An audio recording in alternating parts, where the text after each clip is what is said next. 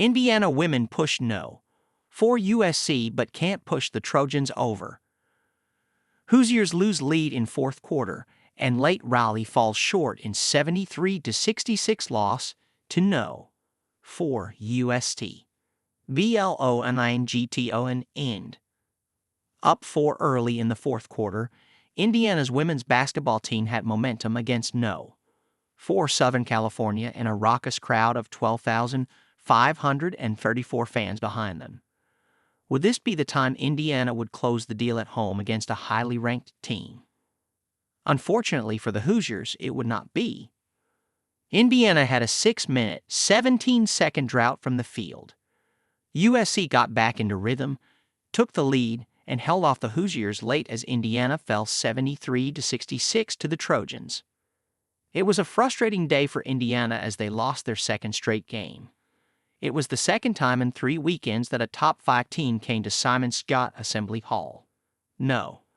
1 UCLA beat Indiana 73-62 on January 4. In both games, Indiana pushed hard but couldn't get past their highly ranked foes. It was, I thought, a really great game with 2 really good opponents. So disappointed that we came up short, but I thought there were a lot of good things that we did, Indiana coach Harry Morin said. Indiana was 4 of 13 from the field in the fourth quarter, and some of the misses were open looks. Meanwhile, USC 17-1, 7-0, took advantage of what the Hoosiers gave it. The Trojans scored 17 points off turnovers, but it was not a very high turnover total, 15. That gave USC its opportunities to score.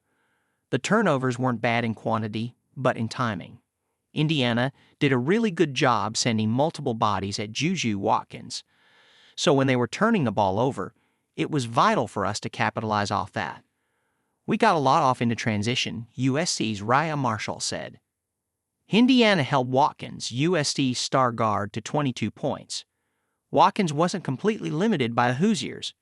She scored 14 of those points in the second half, but her influence on the game was felt as the spotlight on her led to significant contributions from USC's other players.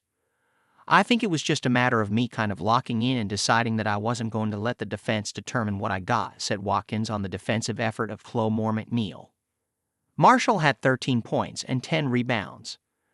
Kendall Smith had 14 points, 7 rebounds, and 5 assists. Kiki Ariafen had 14 points and 7 rebounds, while Talia von Wolhoffen had 10 points. Indiana, 12-6, 4-3, was led by Sydney Parrish, who had 16 points. Moore McNeil added 13 points. The Hoosiers fought hard to get back in the game after trailing 44-35, with 6:57 left in the third quarter.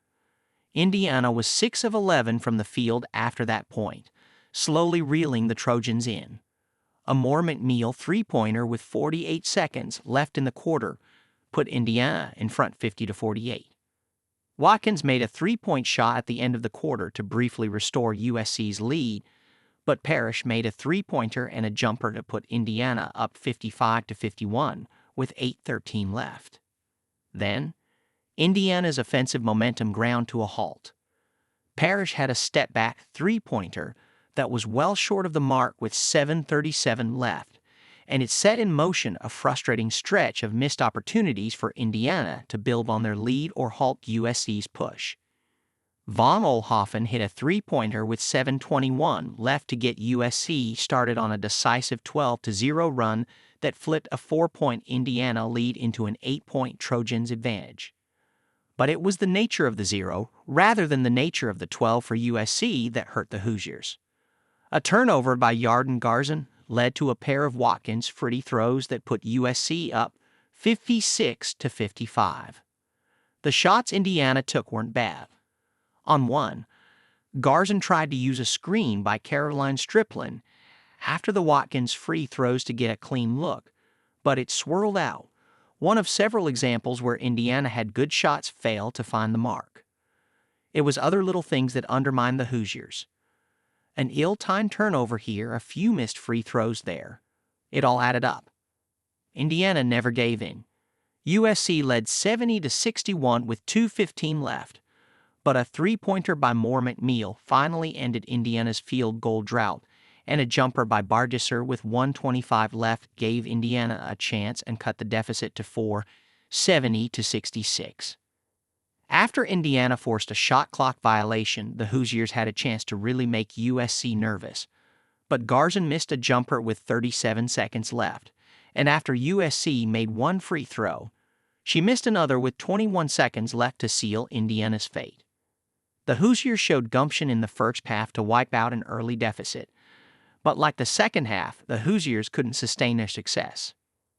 Indiana fell behind 9-2 early in the game, but the Hoosiers took the first punch and delivered a powerful counterpunch. Indiana's defense set the tone. After a layup by Von Oelhoffen at the 6:47 mark, the Trojans didn't make another field goal for the rest of the first quarter. The Trojans got complacent and sloppy with 7 first-quarter turnovers.